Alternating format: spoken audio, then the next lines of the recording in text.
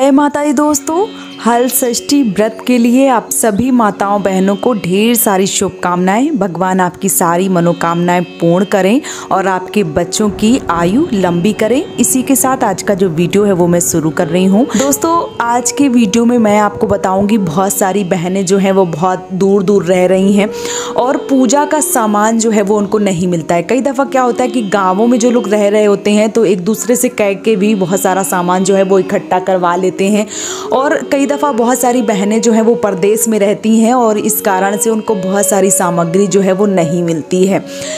तो इसी वजह से आज का जो वीडियो है, क्योंकि एक बहन का प्रश्न आया था तो मैंने कहा चलिए इस पे वीडियो ही बना देती हूँ। बहुत सारी बहनों को इस वीडियो को देखकर मदद मिलेगी। तो बहुत सारी बहनें जो हैं वो परदेश में रहती हैं तो उनको भुट्टा, महुआ, सिंगार का सामान, खिलौना, नारियल या भैंस का दूध, दही, उपला वगैरह जो है वो नहीं मिलता है, झरबेरी नहीं मिलती है, फसई का चावल नहीं मिलता है, सतंजा का अनाज नहीं मिलता है, बेर के पत्ते नहीं मिलते हैं, कांस नहीं मिलती है, बहुत सारी चीज़ें जो है वो नहीं मिलती है। तो उन बहनों को क्या करना चाहिए?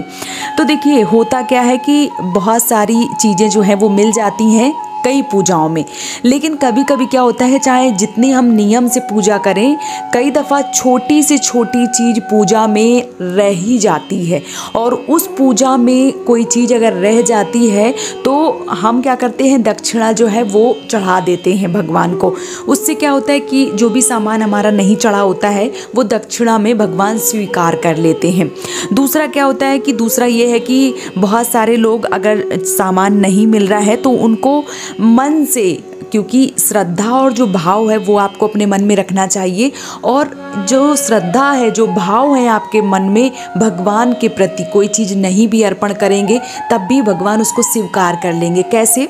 आप मानस पूजा कीजिए, मतलब मन से पूजा कीजिए कि आंखें बंद कीजिए और भगवान को, जैसे मान लीजिए महुआ नहीं मिल रहे हैं, बहन का प्रश्न आया था कि महुआ नहीं मिल रहे हैं, तो महुआ या जो भी सामान मैंने बताया, झरबेरी, बेरी के पत्ते, जो भी मतलब A to Z जो भी सामान नहीं मिल रहा है, तो आंखें बंद करके भगवान को इस तरीके से ध्यान कीजिए, इस तरीके से वो चीज़ें मन से अर्पण कीजिए कि लगे कि वो आप सामान अपने घर में रखे हैं। इस तरीके से भगवान को श्रद्धा और भाव से अर्पण कीजिए।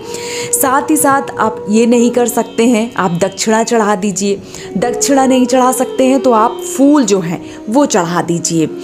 इस तरीके से आपके कोई भी सामग्री जो है, जैसे महुआ, भुट्टा, नींबू, सिंगार, खिलौना, नारियल, जो चीज़ें नहीं मिल रही, अब ऐसा नहीं है कि एक भी चीज़ें ना खरीदो, सब बस मानस पूजा कर दो, ऐसा भी नहीं होना चाहिए। जो आपने बहुत कोशिश कर ली है, कोशिश करने के बावजूद भी चीज़ें नहीं मिल रही हैं, तो मन में श्रद्धा और भाव रखिए। बहुत सारी माताएं जो गांव से भी जुड़ी होती हैं वो भी देखिए क्या है, जैसे झरबेरी हो गया, बेरी के पत्ते, फसई के चावल या महुआ वगैरह मान लीजिए उनको मिल जाते हैं। मोटा मोटा मैं अगर आपको समझा दूँ, कई दफ़ा गाँव की जो बूढ़ी बुजुर्ग माताएं बहनें होती हैं वो पुष्प नहीं चढ़ाती, उनको नहीं मिलते हैं, गाँवों में ये सुविधाएं नहीं होती हैं, फूल उनको नहीं मिल रहे हैं तो वो नहीं चढ़ाती हैं। या फल पूजा में चढ़ाना बहुत ही ज़्यादा उत्तम माना गया तो बहुत सारी माताएं बहनें फल नहीं चढ़ाती हैं जो गाँव में रहती हैं। देखिए, लोग हर तरीके की पूजा करते हैं, ऐसा नहीं है कि हर मतलब जो भी व्यक्ति है वो पूरी पूजा पूरी विधि विधान से करता है। मान लीजिए कोई वीडियो भी बनाता है तो बहुत सारा सामान जो है वो दिखा देता है, लेकिन हो सकता है कि जिस समय उन चीज़ों की ज़रूरत हो वो चीज़ें उपलब्ध ना हो, कई दफ़ा नहीं मिलती हैं। इसलिए आप मन में कोई भी ऐसा मत सोचिए कि ये हमने नहीं चढ़ाया है तो इससे क्या होगा। इसीलिए आप मानस पूजा कीजिए, मन से चीज़ों को अर्पण कीजिए, या आप फूल पुष्प जो है वो अर्पण कीजिए, या आप दक्षिणा चढ़ा दीजिए। तो जिन बहनों को जो भी चीज़ें नहीं मिल रही हैं उनकी जगह पे फूल, दक्षिणा या मन से की हुई पूजा, मन से अर्पण किया हुआ कोई भी सामान, जो श्रद्धा भाव से सामान जो अर्पण किया जाता है वो भगवान उसको स्वीकार कर लेते हैं। इसलिए आपको इसी तरीके से चीज़ें जो है वो अर्पण करनी चाहिए। इसके बाद जैसे बहुत सारी माताओं को क्या है कि भैंस के उपले नहीं मिल रहे हैं, दूध नहीं मिल रहा है, दही नहीं मिल रहा है, तो देखिए जो गाय का है, गाय का उपला हो गया, दूध हो गया, दही हो गया, अगर अनजाने में भी आप चढ़ा देते हैं तो भी पूजा जो है वो आपकी खंडित मानी जाती है। और जानबूझ के तो कतई भी नहीं चढ़ाना चाहिए। क्योंकि बहुत बड़ा दोष लगा था। मैंने कहानी भी डाली है, अगर आपने नहीं देखी तो एक बार ज़रूर सुनिए उस कहानी को कि हल छठ की कहानी क्या है। तो इसलिए बहुत बड़ा दोष लगता है, इसलिए गाय का कोई भी सामान, चाहे उपला हो गया, दूध, दही, कुछ भी हो गया, आपको गाय का सामान जो है वो नहीं चढ़ाना है। जैसे बहुत सारे लोग बहुत बड़े बड़े सिटी वगैरह में, प्रदेश में रहते हैं, तो गाय के घी के नाम से, गाय के दूध के नाम से सब जगह प्रचलित हैं, कई सारी चीज़ें मिल जाती हैं बहुत ही आसानी से। लेकिन भैंस का दूध, भैंस का घी, इस तरीके से कोई सामान जो है वो नहीं बिकता है, आपने देखा होगा कई दफ़ा। तो आप कोशिश करिए कि आप अगर, जैसे क्या होता है कि कई दफ़ा घर में जो दूध आता है भैंस का, बहुत सारी माताएं लेती हैं दूध भैंस का, उससे ही आप घी जो है वो बना लीजिए। तो अगर जैसे जो दूध वाले भैया आते हैं उनसे आप उपला वगैरह मंगा सकती हैं। लेकिन अगर आपके बस में नहीं है, आप नहीं कर पा रही हैं, वैसे कोशिश एक बार ज़रूर कीजिए कि जो आपके दूध देने वाले आते हैं, जो लोग दूध लेते हैं, कई दफ़ा बहुत बड़ी बड़ी शहरों में लोग पैकेट वाला दूध यूज़ करते हैं, उनको ये दूध नहीं मिल पाता है, तो उनको जो उपला वगैरह है वो तो चलो ठीक है, एक बार ऑनलाइन मंगा भी लेंगी, लेकिन वो भी गाय का ही मिलेगा। दूध और दही जो है वो भी नहीं मिल पा रहा है, तो देखिए अगर नहीं मिल रहा है भैंस का, आपने कोशिश कर ली है, भैंस का नहीं मिल रहा है, तो आप बिल्कुल मत चढ़ाइए, क्योंकि पूजा आपकी आपने इतने नियम से की है और वो खंडित हो जाएगी, तो ये ठीक नहीं रहेगा।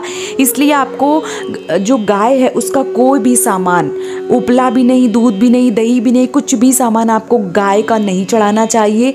भैंस का ही गोबर, भैंस का ही उपला, भैंस का ही दूध, भैंस का ही दही, भैंस का ही घी, जो भी चीज़ें हैं भैंस के ही चीज़ों से बनती हैं, पूजा में चढ़ती हैं। और जैसे कि मैंने बता दिया कि अगर नहीं मिल पा रहा है तो मत चढ़ाइए।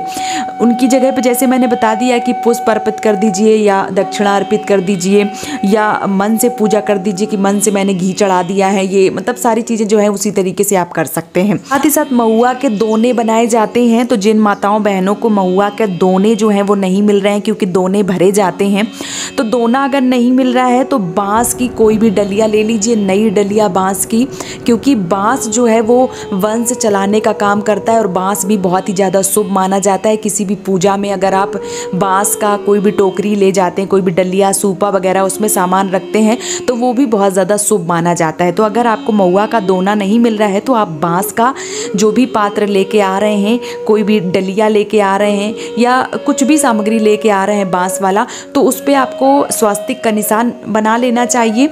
हल्दी चावल से जिस तरीके से उसका रोचना करना चाहिए उस तरीके से करके, उसमें जिस तरीके से भरे जाते हैं आप उस तरीके से भर सकते हैं, उसमें भी कोई दिक्कत जो है वो नहीं होती है।